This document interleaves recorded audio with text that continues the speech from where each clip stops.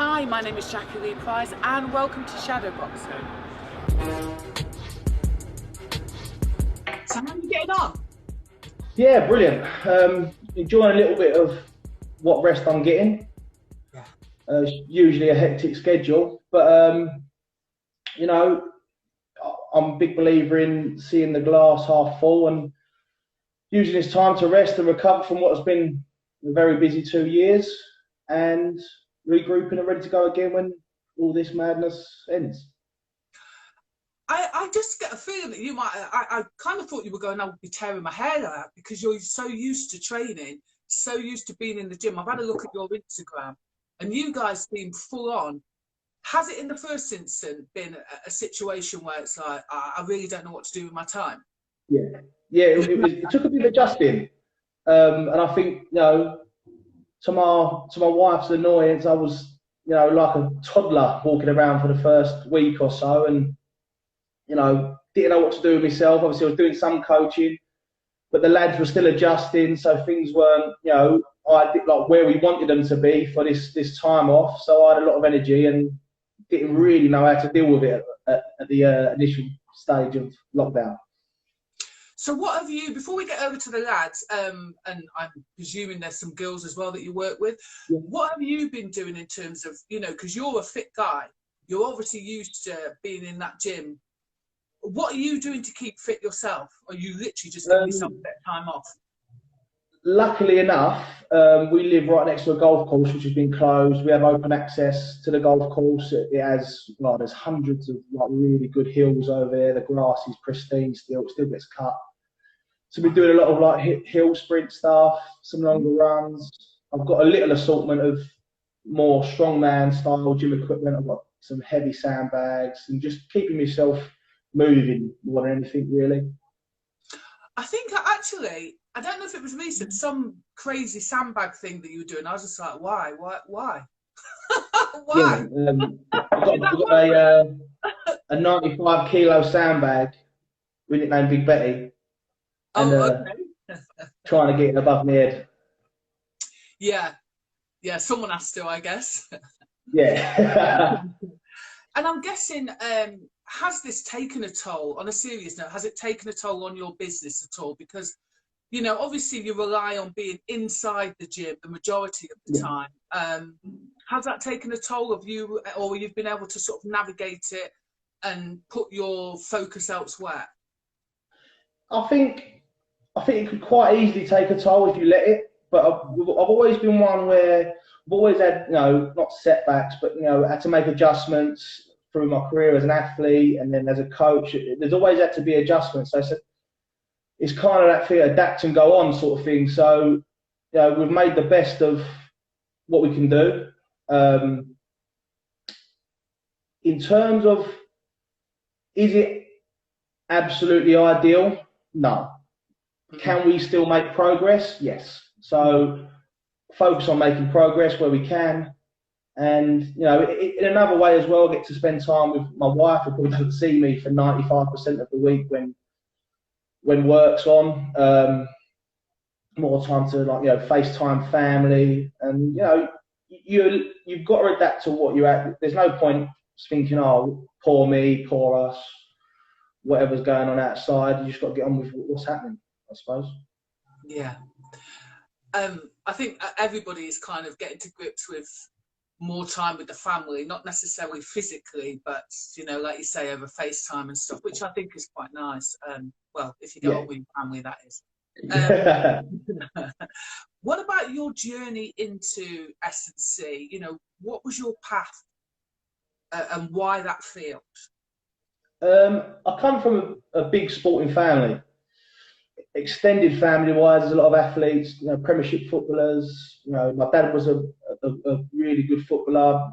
Probably could have gone all the way, but he had some severe injuries. Played 1,000 games in the conference level. Played for England C, stuff like that. So I was always exposed to high performers, and it was pushed into us as kids, encouraged to be healthy, encouraged to train. My dad was, from what I think now, well ahead of the game. He was the oldest man ever to play in the FA Cup. at 43, he played against Peterborough, and even then he was lifting weights, he was squatting heavy, he was deadlifting, doing sprints. When at that time, really, strength conditioning wasn't as developed in England. So I was exposed to it at an early age.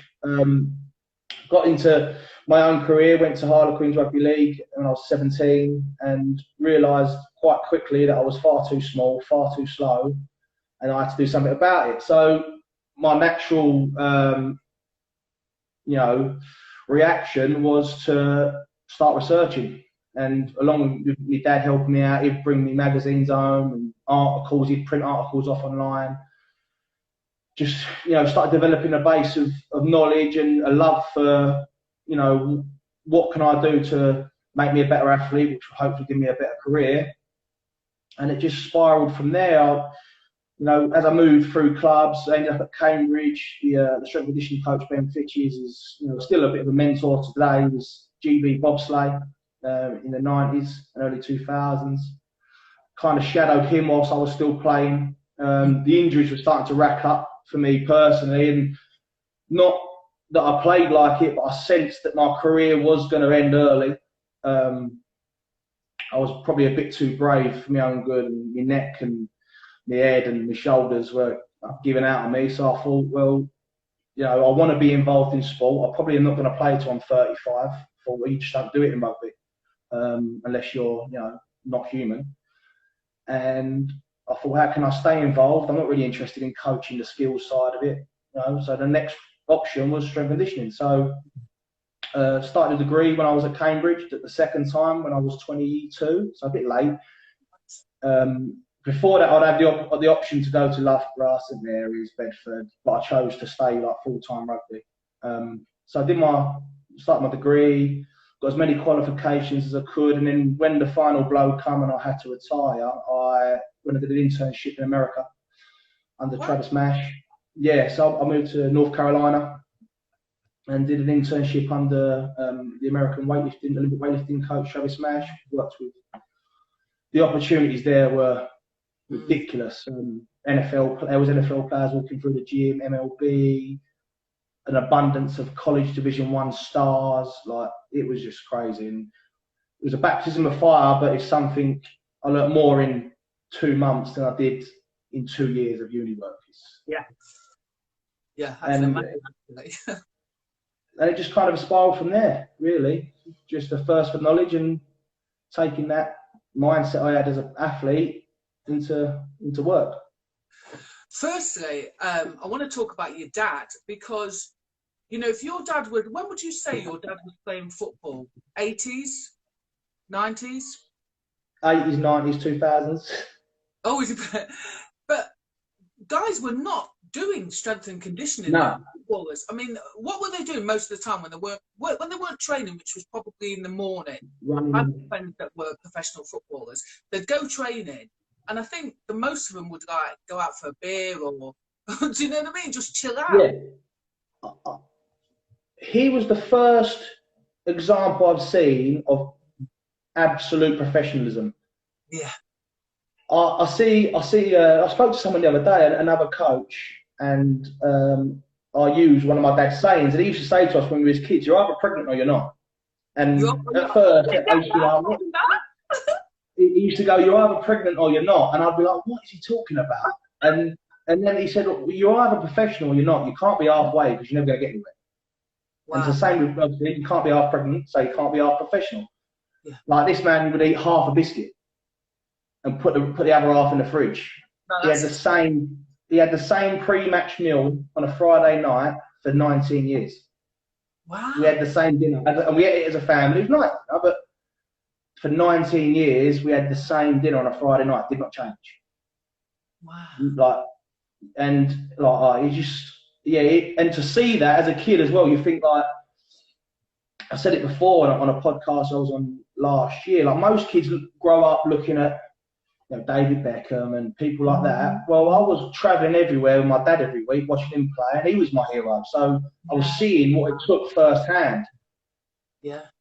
So as I said, he lifted weights, he did sprints. I think where it come from, he talks about it a lot.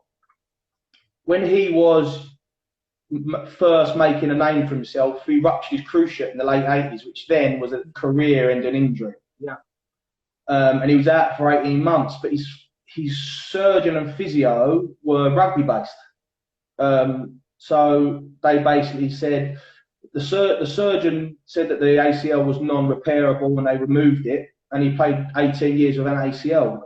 And that was down to lifting heavy weights, making sure that the lower body was like super strong, super durable.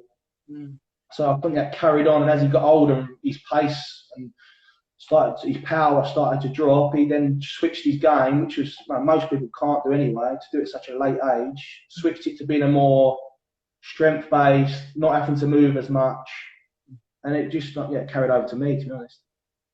I mean, and let's talk about you. You said you had a rugby career, and you could kind of see the end in sight. We know that a lot of athletes go through depression when they end their career. It happens a lot in boxing. I mean, do you think that just you putting your energy and focus into studying helped you make that transition? Oh, even now, I've got a saying: once an athlete, always an athlete. You will always want to fill that void. I've tried 30 different sports since retiring, been useless at 29 of them, and you're always going to fill that void.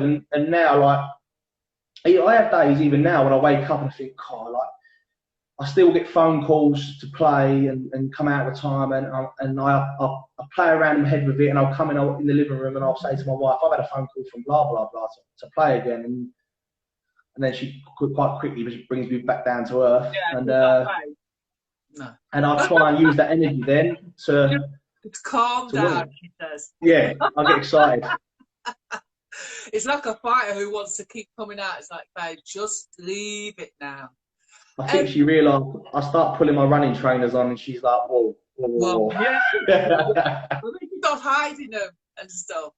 So, in terms of S&C, why boxing? Because I should say martial arts, because you've got a massive load of fighters that you're working with at the moment. So you're here with rugby. You've made this kind of U-turn into the fight game. How did that happen? Or what inspired that? Partly because of trying to fill the void. I ended up I did jiu-jitsu when I was like 8 and 9. And I just think my mum and dad wanted me to be active because I was, 3 foot and 7 foot wide. And so I went to jiu-jitsu, and then when rugby finished, I thought I need contact. I try to make every sport I do physical contact. So I could play badminton and I'll try and run into someone. So everything's got to be touching. And most of the boys will tell you the same. And so I've got jiu-jitsu, and I was doing quite well. Physically, I was still training like I was playing rugby. So I was quite explosive, quite quick, really fit for my size. I was 18.5 stone at the end of my career, 19 stone. And so I ended up at Eddie Cohn Academy in Walthamstow, who's like, a legend in jiu-jitsu. And he said, I'd like you to meet someone. That person ended up being Terry Brazier. Started coaching Terry, who went on to win 2 world titles and 2 different weights, and it just kind of escalated from there. And then one day I was in the gym I work at, Edge, in Romford, and I met Adam Hart from NTK, and he must have seen something in me, because he introduced me to people, gave me the opportunity to prove myself, and nice. I'd like to think I took it with both hands, and he's carried on giving me the opportunities till this day. And I can't thank him enough for that, to be honest. I mean, joking aside, I absolutely understand what you meant about you need, once you've done a sort of contact sport, to want to keep doing something. I mean, I came from kickboxing and boxing, and I did a bit of jiu-jitsu, and it really was like, what can I do next? Yeah. Do you know what I mean? To fill that void, like you're saying. I'm actually quite surprised that somebody in boxing came to you and said, get involved, rather than the other way around, because I was talking to one of your colleagues a couple of weeks ago, and they were saying that they had quite a difficult time. I'm not trying to sell S&C, but the fight game back in the day were like, you know, it makes boxers slow, it makes fighters slow, we don't want this. You know, did you experience any of that? It's through certain avenues, yes. Eddie and Terry were quite forward thinking. In general, MMA is quite forward thinking. Yes. It's more advanced than boxing. Yeah, I agree. I was lucky enough that when I met Adam, that he was quite forward thinking. He bought into the S&C side, and you know, the fighters he was managing and training, he had, you know, passed that on to them, so they were quite forward thinking. So once you've got that group that you can, you know, impose that philosophy and work ethic on, then it just word spreads. Yeah. And if you're doing a good job, the good word spreads. Yeah. It kind of escalates from there. But to this day, you still do have issues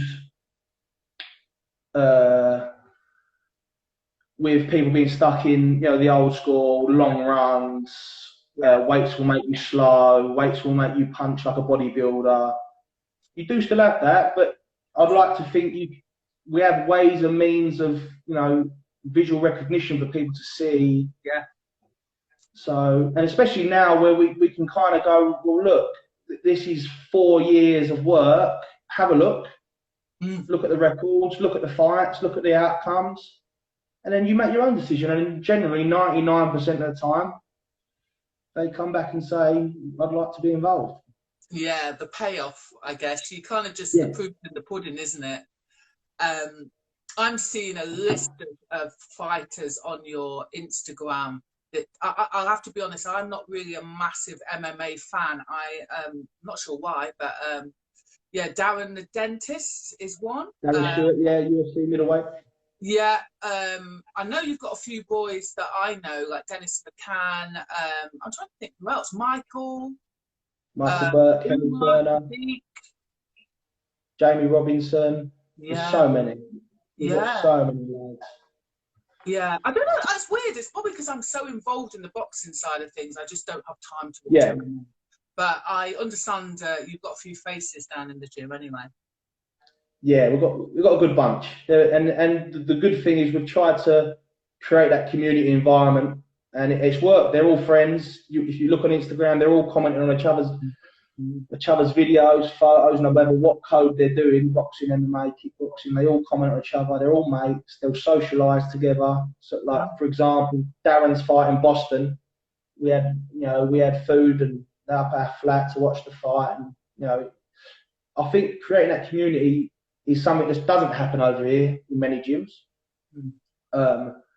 which is what I took from America. Yeah, community creates intensity creates gains.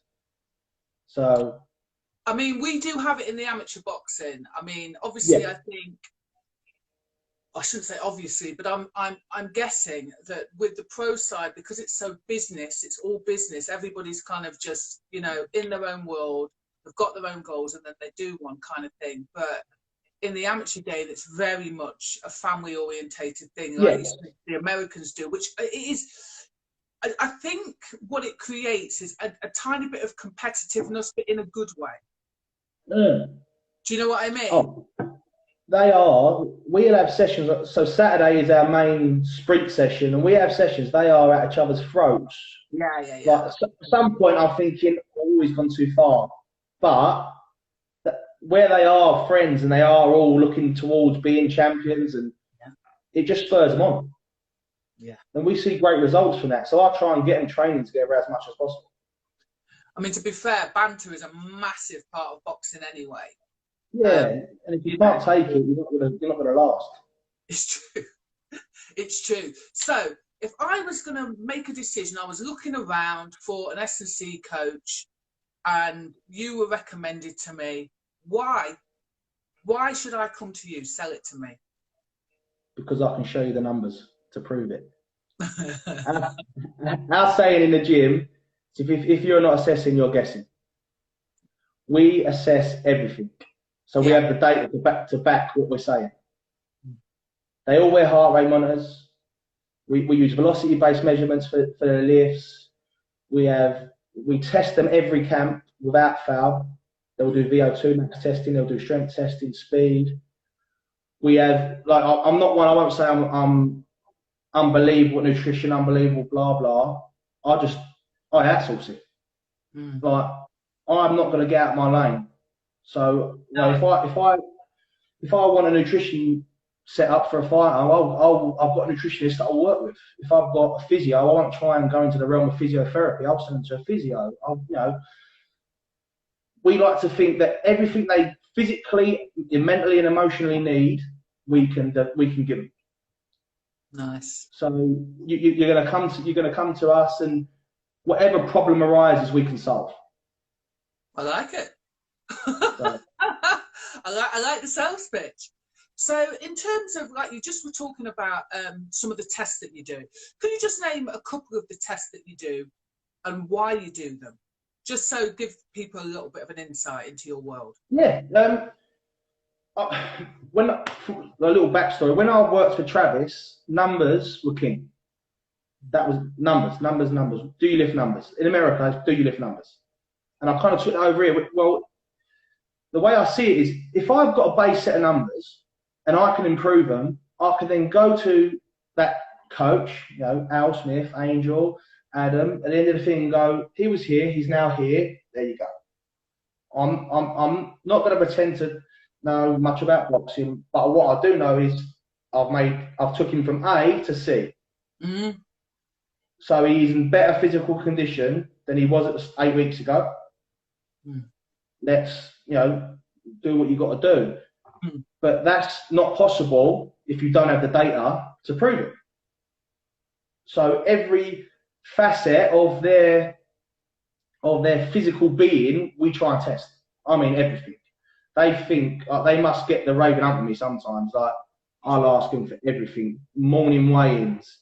We do heart rate variability testing in the mornings with all of them during camp. So basically test the time and vibrations between each heartbeat to assess how stressed their body is and how ready they are for training that day. And from that score, we adapt to their day.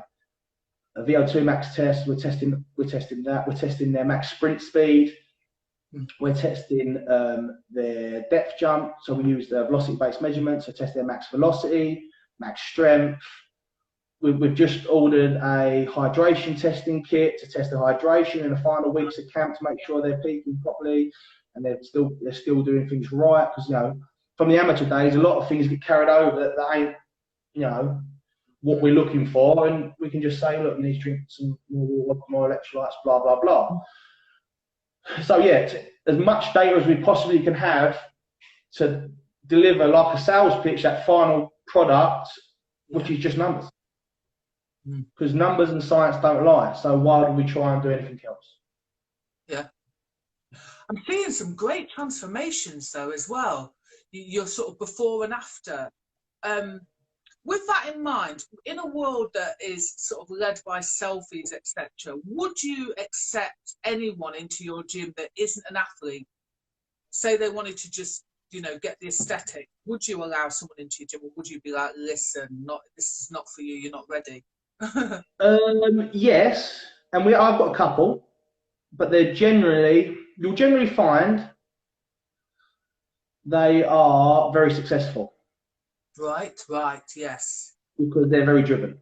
Yes. So if they're coming to me, they're coming because they want to go from A to C, and in everything in their life, they've tried to go A to C or A to B, D, they've done it.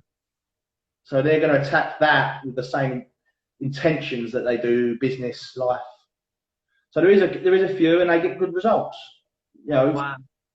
Generally 90% of my time is taken up with athletes now from various different sports, but there is a couple, you know, everyday people, but are not very everyday because they are, you know, elite doers. Yeah, that's interesting actually. Yeah, I didn't think of it like that. I kind of, when I see people sort of whipping the tops off for social media, I kind of just saw it as more of a kind of I don't know, look at me. But I get that in order to create those results, you have to be someone who has that mindset of 110%, not even like 100%. Yeah, I find that fascinating, actually. And I heard one of your fights, I think is it called Sam Gilly, say that you'd installed a 10-round engine into him, which I thought was an absolutely fantastic way of describing what you do. Yeah, you know? so thing with Sam, he punches like a donkey's kick. He can punch so hard. But it was when he come to me, it was the first time he would be fighting 10 rounds. And I already knew that he could punch like no other. So my aim and objective is, what can we do to make Sam Gilly be able to do that in the 10th round? And the same as in the first round. And from his test results, we see where he need to work, where he would need to work, and we focused on those areas. And obviously, you know, that what we do is a very small part of what goes into them. A very small part. But can we make a very small part productive? Yes. Yeah. So just try to become as productive as possible. Yeah, just in terms of like your first going into, how can I put it? Your first fighter, can you remember sort of going in the locker room for the first time?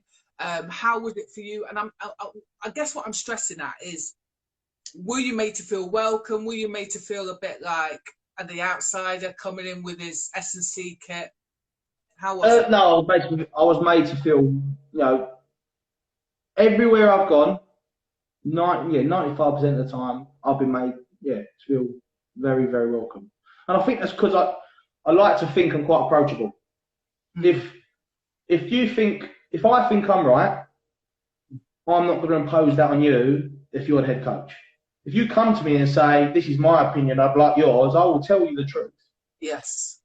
But I won't say, well, you shouldn't be doing that, or you shouldn't do that, or unless asked. I bet you think it though. Oh yeah, it's a human fault. I'm going to think it, but I think I was brought up well enough to know my role. Yeah. I do know my role, and I won't step out of it. Yeah, yeah. That's fair enough, because it's hard, isn't it, when you see something and you think, just keep your mouth shut, say nothing. Oh. Say nothing. Sometimes I feel like my head's going to explode. Like in the past, I'm like, just don't say nothing. Just don't say nothing. I just smile and nod. Yeah, I hear you. And then you're part of Angel's little setup, or should I say Angel's part of your setup? I don't know who came first, you or him. I'm definitely working for Angel, not the other way around. And the team, a beautiful little team going on there. Yeah. Have you been doing any work with? I think Kez said that he'd done some work with you last week, or. Yeah. So Angel asked me to come and help him with Kez, Charles, OD, Sultan, and obviously I was, pleasantly surprised. Obviously Angel, get on well with Angel. I met him when he come to Edge to work with OD through with Will Jones and Adam, and when he asked me whether I'd like to be involved in this project, I was so pleased. Yeah, working with again more very high caliber fighters that are going to go on to do great things. It's a no-brainer. Yeah, absolutely. And in terms of sort of moving forward now, what are your plans? Have you learned anything about yourself during this time, or have you, got a side hustle just in case we're locked up any longer? Well, I don't know if you noticed my fantastic mustache. I might be a mustache model, but other than that, not much else. To be fair, I'm focusing on improving my education, improving my knowledge, and putting into practice what I preach, and hopefully once we're at the other side of this, another successful 3-4 years. So you sound like you're at the top of your game. There's obviously always room to improve. There's obviously things you can do better, things you can relax a bit on. But I was brought up if you've got a goal, you have got to, you know, if there's the brick wall there, you're going to hit it as many times as you can until it goes down. I took it into my rugby career, I took it into, you know, I've taken it into everything. So I still set myself huge targets. Nice. And I will continue to run towards them head first, my eyes closed. It's just the way I am. I think that's a great thing, though, to possess, because, you know, you're asking your athletes to go above and beyond, and yet you're still, like you say, setting goals for yourself and smashing through them. Really great to talk to you and get a little insight into your world. I will never come to your gym, though, because it looks too hard. You're welcome anytime. Well, I might come and watch. Yeah, you can come and watch the boys' misery.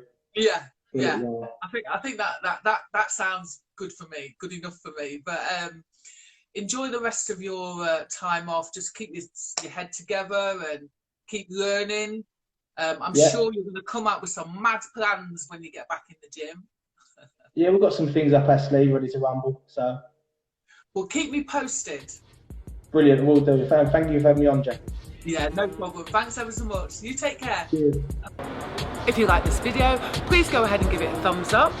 If you're not a subscriber of Shadowboxing UK, we'd love to see you, so please go ahead and subscribe now.